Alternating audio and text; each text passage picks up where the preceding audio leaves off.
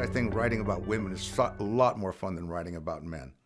Because men, I mean, their motives and their drives and their reasons for doing things are so monochromatic and so easy to trace. Only two or three things drive men to do anything, right?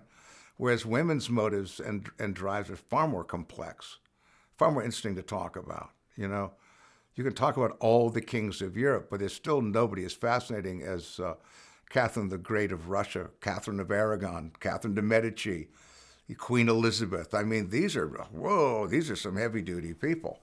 I go under the premise that to get to a certain place of power, women have to do 10 times more work than most men have to do.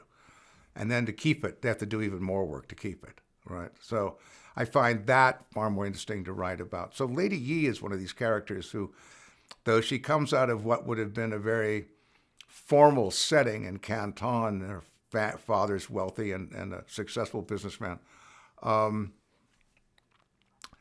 she has her own agendas and this, like, the wild ones, the youngest daughter. This poor man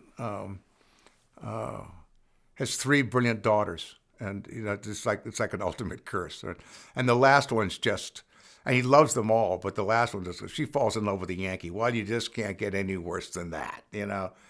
But I've gotten to a point in my life where I find, in terms of my characters, like in Lady Yi and her daughter as well, the chances to explore the cultural lineages from a much more interesting standpoint than if I'm discussing Henry VIII and his complete search for love and passion while killing every wife he could lay his hands on.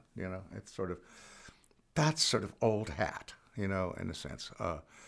But if you're discussing what it was like to be one of his wives, you've got a different story going on altogether, right? That's a much more interesting story.